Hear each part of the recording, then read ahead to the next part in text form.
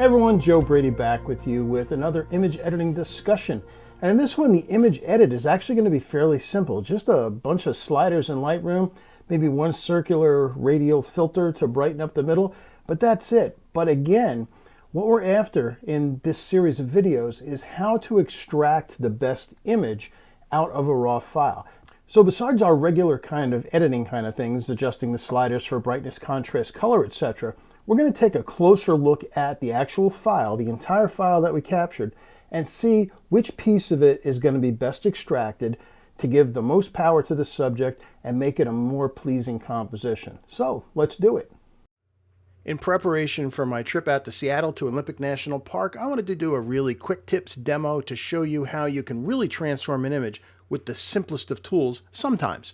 Now, this is an image of Mount Rainier, and the exposure was good. We look at the histogram and we've got no clipping. We're all the way across, but the shadows are obviously too dark. So let's just get right to it in the basic panel. What does it need? Well, the overall exposure could come up a little bit. Let's come up, about a half a stop or so. Oh yeah, 0.5 is good. The highlights, we want to protect the snow on top of the peak. So let's bring the highlights all the way down. Actually, maybe not all the way down. Yeah, close to it. Let's bring the shadows all the way up because there's gorgeous trees over here. We want to bring those shadows up. And let's see. Yeah, let's bring the whites down a little bit too. I really want to make sure that those snowpack on top of the peak is protected. So let's get the presents. It's going to need a bunch. Let's add some texture. We'll add about half as much clarity. And we're going to need some dehaze too, because that's going to increase our middle contrast. And then vibrance, a little bit of vibrance, maybe not quite that much. And in this case, more saturation. I want to get the overall image saturated. And wow, that certainly looks a heck of a lot better. However, the crop is all wrong. Because why? Well, look, the mountain is just too small. Oh, I've also got some spots too. Let me get rid of look at all the spots I've got. So I get the spot removal tool, turn on visualize spots, this thing down the bottom, and all right, let's get rid of the spots. I don't know what happened on this trip. I shot this about 4 years ago, but hopefully I keep my sensors cleaner than this. Let's just get rid of these spots that are going to stay in the image.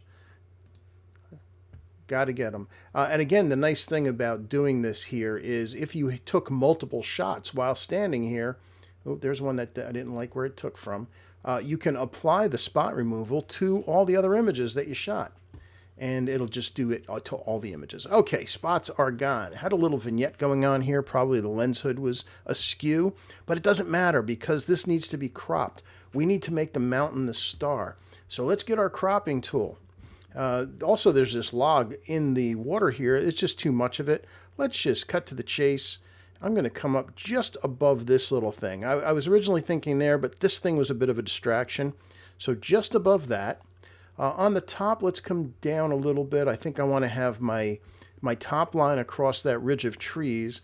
Now, the mountain is too small compared to the amount of trees. So let's zoom in a bit by doing this.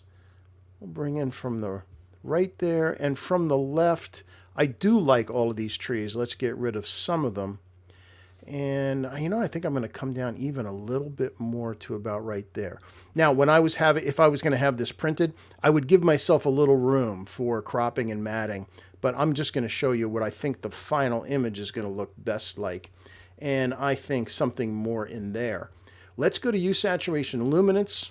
I want to adjust the hue of the sky a little bluer. So we click on Hue. I'm going to push up to about 10 or 12 to just make it a little bit more blue. And one last thing, I want to focus on the mountains. So we're going to do a nice big oval in the middle of the image. I want these trees underneath the mountain off in the distance to get a little bit more life to them. So let's hit the O key because I don't want, oh, we forgot to invert.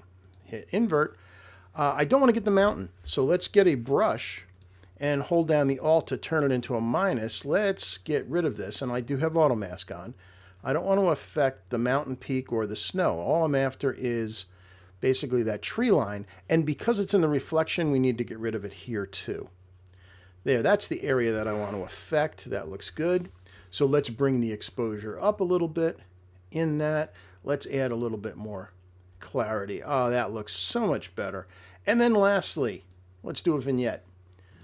I'm just going to do a really basic vignette, just a default, come down to my default 11 or 12, and that looks great. So let's go to full screen. A beautiful image of Mount Rainier, and again, when you think that we started there, it's still a great shot. It's a great composition that gives you a lot of variation possibilities you could do with your cropping. But again, it's all about finding the image within the raw shot that you've taken to create a better composition. Because once we got rid of the stuff that didn't need to be there, we ended up with a much more absolutely stunning image of Mount Rainier, a little bit, a couple hours east of Seattle, Washington.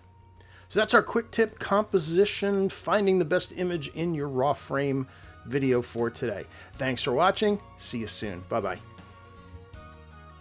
Starting with somewhat a bland shot, at least the raw file was bland, of Mount Rainier in Washington, we ended up with really quite a stunning photograph that really had a nice reflection, nice composition, very pleasing to look at. I enjoyed that, and I think this image also is going to end up as a print. Hey, before you leave, just two quick favors. One, please subscribe. That way you're going to get to see more videos of the stuff that we're doing here. Two, please subscribe to my newsletter. It's called Photo Friday. It goes out every Friday, hence the name. And it's got free videos in it, gear reviews, happenings, trips, things like that. And the only thing we use your email for is to send you the newsletter.